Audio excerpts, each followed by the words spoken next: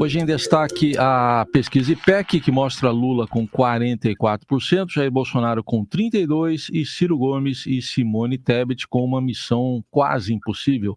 Felipe, bom dia.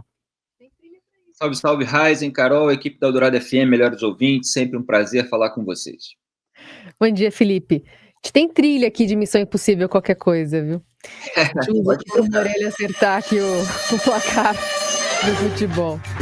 Bom, qual que é a missão quase impossível? Afinal, a gente tem essa cristalização, né, do cenário, apesar de já pegar um pouquinho de campanha, e especialmente as sabatinas do JN, já essa coleta de dados.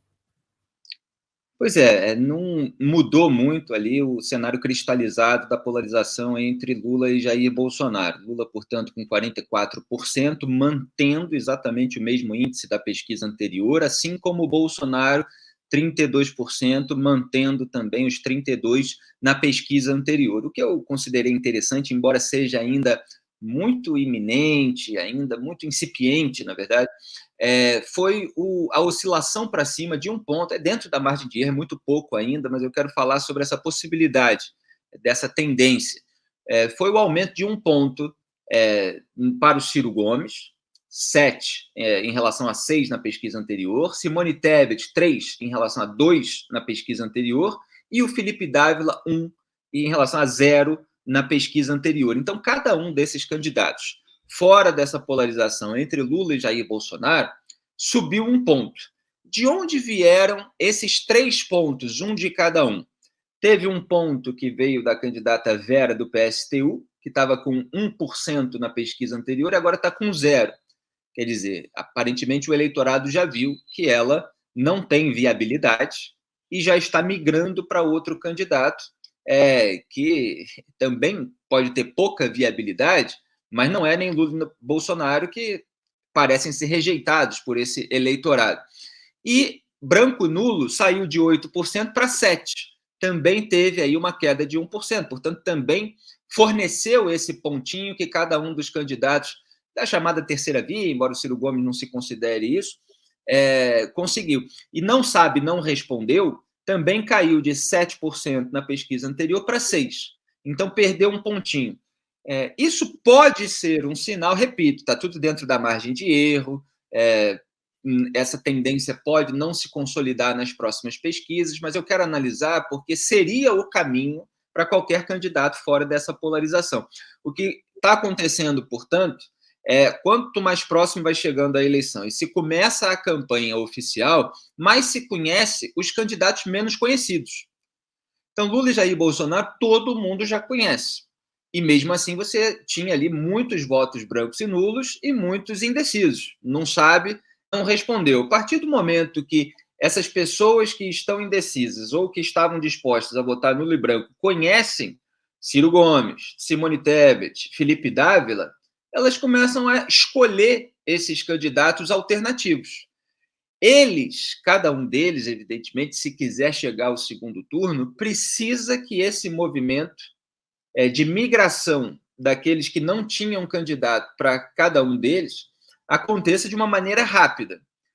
Porque se você conseguir, nessas próximas semanas, trazer esses pontinhos de quem não tinha candidato ou estava com um candidato muito nanico, você pode mostrar uma tendência de alta e aí gerar uma possibilidade de que os eleitores menos fiéis de Lula e Bolsonaro percebam essa tendência e falem, olha, eu estou aqui votando no Lula porque o Bolsonaro eu não gosto, quero evitar. Estou aqui votando no Bolsonaro porque eu quero evitar o Lula. Mas espera aí, tem uma alternativa ali que está crescendo, então eu vou para ali. Então, essa é a possibilidade de crescimento para cada um dos candidatos. Primeiro conquistar alguns pontinhos de quem não tinha candidato e depois ir trazendo os eleitores menos fiéis de Lula e Bolsonaro. Aí a gente precisa analisar o quê? Quanto desse eleitorado de Lula e Bolsonaro é infiel. Então, entre os que declaram voto em Bolsonaro, de acordo com essa pesquisa, 84% dizem que a decisão é definitiva. Então, você tem ali 16% que dizem que não é. Então, 16% desses 32, 5,12 pouco mais de 5 pontos percentuais que você pode tirar do eleitorado do Bolsonaro. No caso do Lula, 83% dizem que não vão mudar. São muito parecidos ali. Lula 83%, Bolsonaro 84% de eleitores fiéis. Então, o Lula tem 17% que podem mudar. 17% dos 44% que ele tem são 7,48%. Então, somando aí esses pontos que dá para tirar do Bolsonaro, 5,1%, do Lula, quase 7,5%, você tem ali 12,5 pontos que dá para tirar do Lula e do Jair Bolsonaro. Então, o Ciro Gomes, por exemplo, ele tem 7 pontos. Se ele, vamos supor aqui, por um raciocínio extremo, conseguir os 13 pontos de branco nulo, ou não sabe, não respondeu, mas não tirar nenhum eleitor menos fiel de Lula e Jair Bolsonaro, ele chega a 20 pontos. E ainda permanece 12 pontos de distância do segundo colocado, Jair Bolsonaro. Agora, se ele consegue tirar esses 5 pontos do Bolsonaro, aí já melhora para ele, que o Bolsonaro cai para 27, e aí ele sobe mais 5 e se soma aí com esses outros eleitores que ele pode conseguir. Se ele conseguir tirar tudo do Lula e do Bolsonaro, que parece ser conquistável nesse momento, aí sim ele consegue passar o Bolsonaro. Quer dizer, se ele consegue mais 12,5, ele vai para 19,5. Se ele consegue mais esses indecisos, brancos e nulos, aí ele tem condições de passar. A mesma coisa com a Simone Tebet, que como está com 3%, ela ainda precisa partir para cima desses indecisos, partir para cima dos eleitores infiéis do Lula e do Bolsonaro, e ainda conseguir o voto útil de candidaturas como a do Ciro, como a do Felipe Dávila. E o Felipe Dávila mais ainda, precisa roubar eleitores no bom sentido aí de todo mundo.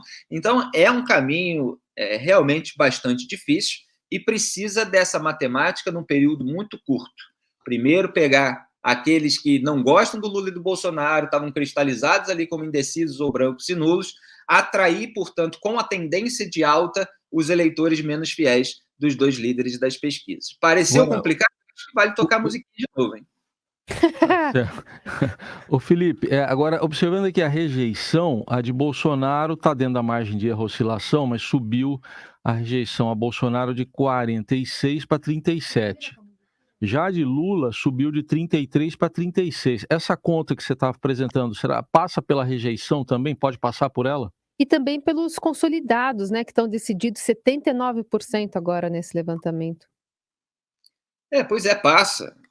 Quer dizer, uma rejeição muito alta do candidato, evidentemente, torna mais possível essa migração dos indecisos, dos brancos e nulos, essa saída dos eleitores menos fiéis, porque, primeiro, a gente precisa explicar para as pessoas que muita gente não entendeu, e eu acho que os candidatos fora do eixo Lula e Bolsonaro deveriam explicar melhor isso. Tem gente que acha que para o Lula não ganhar no primeiro turno, precisa votar no Bolsonaro. E o voto no Bolsonaro, ou no Ciro, ou na Simone, ou no Felipe Dávila, ou em quem quer que seja, tem exatamente o mesmo peso no primeiro turno. Aliás, é por isso que existem 2 turnos, para que no primeiro se vote no candidato que se prefere. O candidato, para vencer no primeiro turno, ele precisa ter 50% dos votos válidos mais 1. Votos válidos com a eliminação dos brancos e nulos. Então, o candidato precisa atrair para si os votos e ter mais da metade daqueles que foram validados. Então, assim, se as pessoas não querem que algum candidato vença no primeiro turno, é melhor que elas votem em algum outro candidato do que votar em nulo e branco, que acaba sendo descartado nesse cálculo. Mesmo que depois, no segundo turno, com 2 candidatos que não gostem, vote em nulo branco. Mas, para ter o segundo turno, é melhor votar em algum outro candidato. As pessoas precisam entender só essa matemática do processo eleitoral. E, repito, quanto maior a rejeição, maior a possibilidade de que esses votos migrem de acordo com o desempenho de cada um dos demais candidatos. E eles, claro, precisam ser incisivos, sem ser agressivos, um limiar aí uma linha muito tênue que existe. Por exemplo, o Ciro Gomes ele é famoso por ser desbocado, etc. E aí ele já vinha de uma entrevista que tinha sido dura no programa Roda Viva, na TV Cultura, embora nada perto daquela reação do Jair Bolsonaro a uma jornalista e depois a própria candidata Simone Tebet. E aí ele baixou um pouco o tom. Eu achei que ele baixou demais. Porque, assim, ser assertivo e incisivo é bom. O que não dá é para ser completamente aloprado. Mas, às vezes, você, com medo de ser aloprado, você deixa de ser tão assertivo e incisivo. E é preciso desconstruir aquela propaganda que o outro candidato faz para tirar votos dele. E é isso que cada um desses candidatos precisa nesse momento. Felipe, para a gente encerrar, queria que você falasse um pouquinho do levante do sigilo da decisão do ministro Alexandre de Moraes sobre aqueles empresários, falando em possibilidade de financiar algum tipo de campanha, né? Enfim, algo que possa atentar contra a democracia.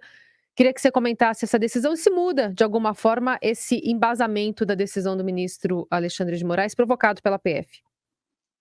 Pois é, Carol, não muda nada. Eu mantenho todas as análises que eu fiz a respeito desse episódio, tanto aqui na coluna como em artigo. O artigo foi: a decisão de Moraes impõe debate sobre limite da prevenção. Você falou aí na sua pergunta sobre a possibilidade. E aí você vai lendo aquela decisão e você vai vendo que é possibilidade, vezes possibilidade, vezes possibilidade, e não tem um indício de qualquer coisa concreta, de fato. Então, havia ali naquelas mensagens do grupo de WhatsApp bolsonarista, empresários falando sobre predileção, num dos casos, preferia um golpe a um eventual governo Lula. Está se falando isso numa conversa privada, uma preferência, quer dizer, não está explícita ali naquela mensagem qualquer iniciativa nesse sentido. O sujeito tem uma alta rejeição aí ao Lula, fazer até preferia um golpe e tal, está falando isso numa conversa privada. É repugnante, obviamente, do ponto de vista moral, institucional, democrático, mas não chega a ser uma atitude, uma preparação de qualquer tentativa de subjugar as instituições. O outro fala de uma frustração, mas tinha que ter acontecido no começo do governo, teria rendido mais 10 anos para a gente e tal. É uma frustração por não ter acontecido no começo, lá atrás, repugnante também, mas não significa que está pregando algo que aconteça hoje, muito menos tendo a iniciativa para que aconteça. E um outro falando do ato de 7 de setembro, que está sendo preparado, e isso está sendo mesmo pelo presidente da República. Então, se alguém tem que ser responsabilizado, é o presidente da República. Está sendo preparado como algo para mostrar de que lado o exército está. Isso é o uso político do desfile militar, que está sendo, repito, preparado pelo presidente de uma maneira absolutamente escancarada e alvo das nossas críticas. Então, você não tem naquele grupo de mensagens uma iniciativa deliberada. Aí se fala, mas tinha trechos sob sigilo de outros inquéritos. Aí se retirou o sigilo dessa decisão e a gente vê que os trechos são muito, assim, de possibilidades indiretas. Por exemplo, falando ali do Luciano Hang, poder ter financiado os atos considerados antidemocráticos de 7 de setembro de 2021 do ano passado, sendo que o Luciano Hang nem é o empresário que faz uma dessas 3 mensagens que eu acabei de citar no grupo, do qual ele apenas era membro.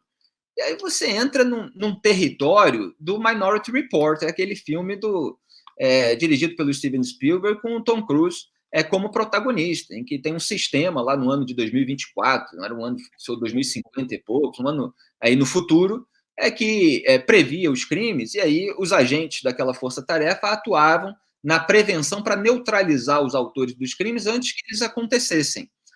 Só que quando a previsão pode ser errada, quer dizer, pode ser que não saia nada dali, você começa a ter um abuso de poder profético. E é isso que o Moraes está fazendo. Só para concluir, eu já estou vendo aí críticas falando do precedente para esse tipo de abuso com base num bom jornalismo, é bom que se diga, porque mensagens de empresários ligados ao poder, elas têm que ser divulgadas. A empresa faz o papel correto. Você tem aliado do presidente falando em golpe, tem que ser dito. Agora, você pode abrir precedente para decisões judiciais baseadas em mensagens privadas e, eventualmente, baseadas em mau jornalismo, porque aí começa a haver jornalismo sobre o que pode ter acontecido, ou sobre mensagem que não era bem assim, que está um pouco distorcida e tal, e, no entanto, vai uma decisão judicial e coloca lá busca e apreensão e outras medidas invasivas e intrusivas.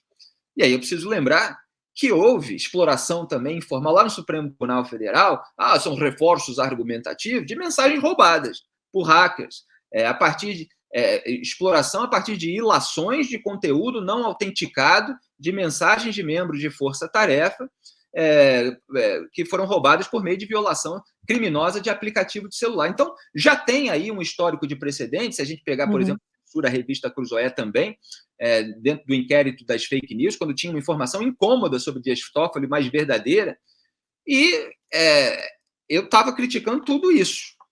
Tem gente que, agora que a coisa escalonou, está começando a falar mais, mas é bom a gente trazer aqui o histórico também.